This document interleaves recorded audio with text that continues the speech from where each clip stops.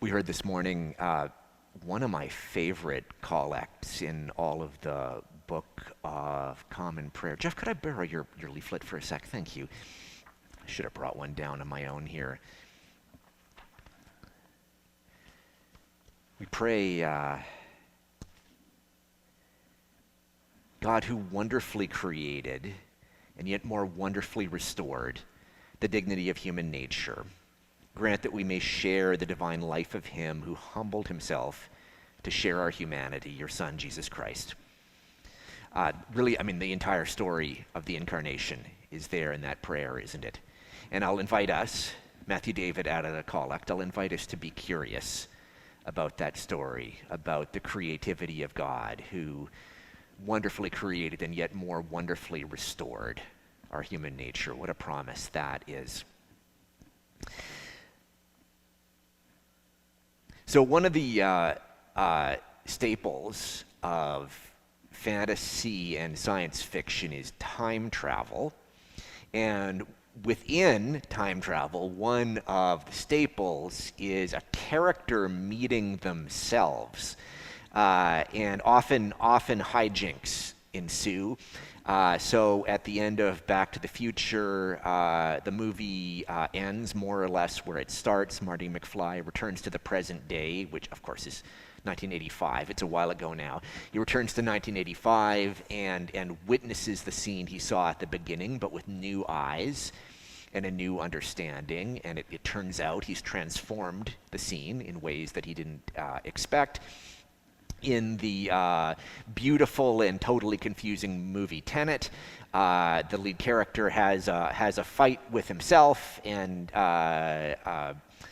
something comes out of that. And in Harry Potter, I think there's the is it the time turner? I wish I had one of my kids here to remind me. But in the third book, there's the time turner, and that allows Hermione to take more than a full course load, and it permits the kids to save the day at the end of the book. Spoiler alert: Harry is able to interact with himself in a way that's really surprising and revelatory and transformative to both Harrys. I don't know if that makes any sense. He meets himself in these two different ways. And there's lots more examples. I think it happens in a Marvel movie and a bunch of other things. These two of you arrive in the same place, and there's some kind of transformation that happens with two of you being together. Sometimes there might even be more than two, I suppose. Why is this a story that we keep on telling? Time travel and you meeting you. Why do we love this story quite as much as we do? Maybe the obvious reason is it's fun, and it brings up all of these amazing paradoxes about, well, wait a minute, if he knew that, then how could this have happened? And you can't think about it too hard, or the movie stops making sense. But it is. But there's something tantalizing and fun about it. So that's an obvious reason, and one that we shouldn't discount. I think there's another reason or reasons, however, that we're drawn to this story. And one of them is that in this you meeting you moment, we encounter something that we actually encounter in real life. Many of us have had the experience of saying, oh, I've been in this scene before, but I was playing a different role when I was in the scene previously. So sometimes that happens across a bunch of time. When I was a child, I remember getting the sillies, my friends and I getting the sillies, like we were telling some joke over and over and over again, and we were laughing and we couldn't stop laughing. I don't know if you have that experience where laughter is like the hiccups, and you actually maybe wish you could stop laughing, but you literally can't stop laughing. And and then someone would tell the same joke again, and we would laugh even harder. And perhaps there was an adult there in the room who was beginning to find the repetition of the joke less than funny. They did not have any difficulty not laughing. And at a certain point, the adult in annoyance finally says, "Stop it! Kids, stop it!" And of course, if you're like me, you started laughing even harder at that point because it was funny that the adult wanted us to stop laughing and stop telling the joke, and that somehow was part of this feedback loop of hilarity. Well, then I grew up, and then I realized one day that I was the adult in this dynamic. I have been the grown-up in exactly this dynamic, where I was, in some kitchen and there were children busting a gut, telling the same joke again and again, and so suddenly I was in the role of grown-up killjoy. It's my role a lot of the time, is grown-up killjoy, and or buzzkill, as the case may be, and so suddenly it's me saying, "Stop it! Like, kids, stop!" And of course the kids laughed harder, and so now I've been in that moment as parent. I've been in it as child. Maybe someday I will be in that scene as grandparent, observing the whole dynamic with amused attachment. I'm not sure. So I think that's a way that this actually happens in our lives. We are, it's figurative, but in a real sense, we're visiting the same moment as two different characters. And I think another way this happens is via memory. We will remember a scene, or we'll engage in the collective memory, which is storytelling. That's what we do on Sunday morning, isn't it? We get out this book and we tell this story and remember together. And as we do that, sometimes we will inhabit different characters. I bet most of us have had the experience of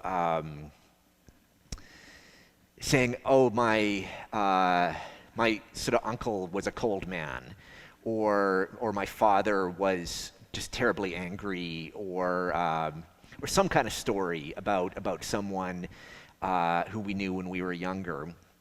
And then maybe a moment comes when we grow up and we kind of realize that maybe that uncle had seen something terrible in a war, or had I think about a lot of the elders I knew when I was a child had been just shaped in this incredible way by the Depression, and it makes some sense to me.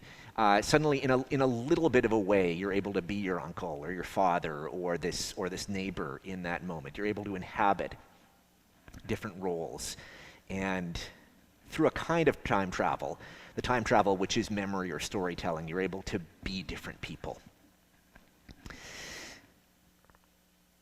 I think one of the reasons that we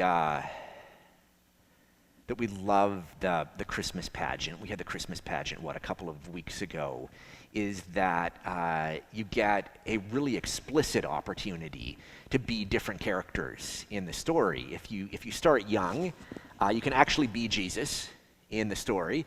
You can be a shepherd or an angel. It seems like every single pageant has some weird animal in it that is sort of unique to that church. So we had a alligator this year, but I remember, at St. John's in Spokane, there was a skunk, and I was sharing on Facebook about an alligator, and someone was saying, well, we had I forget what it was. They had a giraffe in their pageant. So, and then you can move on to maybe being Mary or Joseph or an angel or some other character. You get to inhabit these different people in the story, and perhaps through the time travel, which is storytelling, through the time travel, which is memory, understand the different characters in a different way. Each of them sees part of the story, and maybe together do they see the story in its entirety. So what does Mary know? In many ways, the lead character of the story. She has this God sighting right off the start of the story. She has this encounter with an angel, with divinity, and so she knows that she's in the midst of something extraordinary. She also knows that she is She's pregnant and not yet married. So she's got this glimpse of holiness and this instability at the same time. And she's got the everyday miracle, which is expecting a child and then giving birth to a child. That the everydayness of that miracle is something that's right in the story. I was reading an essay by Elizabeth Brunig just yesterday, and she was saying that what she didn't realize before she became a mom was that people say that when you give birth, you have a baby, but in fact that's not true. You have your baby. That the child whom you meet is uniquely yours, is a child whom you have a relationship that is different from all other babies. When we say, my child is the most beautiful baby in the world, like in a way we're telling the truth, right? There's something profoundly, I don't know, you shouldn't put modifiers on unique. Sorry for the English teachers in the crowd, but there's something profoundly unique about that relationship. So she has this perspective on Jesus and the story, which is unique to her.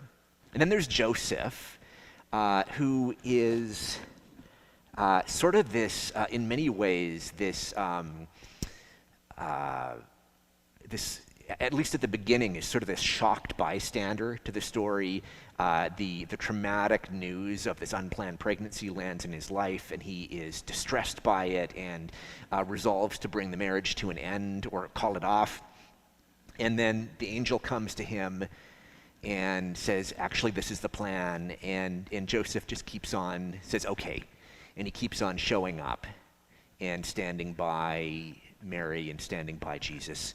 Extraordinarily, in all of the Gospels, Joseph never has a word. He never speaks. He doesn't get any lines. So he is this incredibly important character and also this silent character. He shows up and he makes these pivotal decisions, but he never has a monologue about any of them. So he sees a certain thing about the story. And then there's Jesus himself, Jesus who is there at the center, and because he's a baby who remembers none of this, Jesus, in a way, we have something incredibly in common with Jesus, which is that he and us will only encounter this story as it's told by others. Other folks will say, this is what happened when you were born, and he will listen, but it's not available to him in his mind. He's the center, but one who can't recall what happens. So he has this perspective. And then there's the shepherds, these subsistence farmers, these folks living in poverty on the land. And they get this understanding that God has come among them. It's to them that the angel appears. I'm struck when you move around Portland and you encounter someone who is sleeping in the street or asking for money in the street, how often they'll be holding a sign, and the bottom of the sign will say what? They'll say, "God bless you." There is this deep comfort, if that's the right word for it, among the poor in Portland in talking about God. There actually appears to be a much greater comfort talking about God among the poor than there is among the comfortably off in Portland. This is a city where many of us are sort of allergic to talking about God. That allergy doesn't appear to be shared by the poor, which ought to be, in many ways, ought to be surprising to us. This is maybe a digression from my point here, but it's a thing I'm wondering about. If one of the primary arguments for atheism or anti-theism is that there's suffering in the world, so there's either no God or a bad God if there is suffering in the world, you would think that the poor would be the first among the atheists, would be the first among the anti-theists. And yet, that doesn't seem to be the case. These folks who know a great deal about unfairness and hardship and suffering and injustice also seem to know God quite intimately indeed. I wonder what that means. And that's the case in this story as well. It is these poor folks eking out a living on the land to whom the angel comes, and it is they who get who Jesus is, who get that Jesus has come among them, that God has become human, that God is going to share in this earthly life. And then there's the Magi, who have this really sophisticated, heavenly theological understanding of who Jesus is. In biblical scholarship, they sometimes talk about a low and a high Christology, and these terms are not intended to be judgmental. At least I don't think they are. Rather, they're intended to talk about whether someone's understanding of Jesus is maybe rooted more in the earth or more in the heavens. And so a low Christology is one that focuses on the humanity of Jesus, how Jesus suffers with us and celebrates with us and shares meals with us and knows all about, what does the hymn say, laughter and joy with us he shared. I'm sure I got the lyrics wrong. And a high Christology is going to focus on Jesus' divinity, how he can walk on water and heal people and cast out demons and seems to know the future, sometimes with an incredible clarity. And it seems to me the Magi and the shepherds give us both a high and a low Christology. The Magi are literally looking up to discover the truth about Jesus, and the shepherds are there down in the ground discovering the truth about Jesus. And there's even Herod. Even Herod, who we hear in the story today, understands something about Jesus that nobody else understands. He's got a perspective that and a clarity to it that nobody else has. Herod understands with urgency that there is a hard choice to be made between Jesus, between the kingdom, and between empire and violence. You can have one, but you can't have both. And now he makes a spectacularly the wrong choice. He says, I'm hard in the empire and violence camp, and infamously sends the soldiers to kill all the boys under a certain age. But he understands what is at stake in a way that you and I maybe don't always. I think a lot of us want to have empire and the kingdom at once. Can't I both have consumerism and be a Christian? I would like that. And Herod, maybe with more clarity than anyone else, says, actually, you've got to make a choice. I don't know, I don't know who it is who tells the parable. I should have looked it up before this morning. It might be the Buddhists who tell the story of the people who cannot see but have the sense of touch and are gathered around an elephant. And do you know this parable? And every one of them is tasked with describing the elephant. And the first one is by the trunk and says, well, an elephant it's basically a snake. It's kind of long and it slithers back and forth, and there's its mouth is sort of wet at the front. And the one standing by a leg says, you are totally mistaken. An elephant is more like a tree trunk. It's sort of thick, and clearly it's supporting some big piece of weight. And there's one by the belly who says, well, you guys are both wrong. An elephant is kind of more like this big barrel. It's kind of, it's just massive and just sits there. And there's one down by the tail who says, well, actually the snake guy was kind of close, except the elephant is much thinner than they thought it was, and it's sort of wispy and it keeps whacking me. And so they have this big argument, and none of them can agree. What is the moral of that story?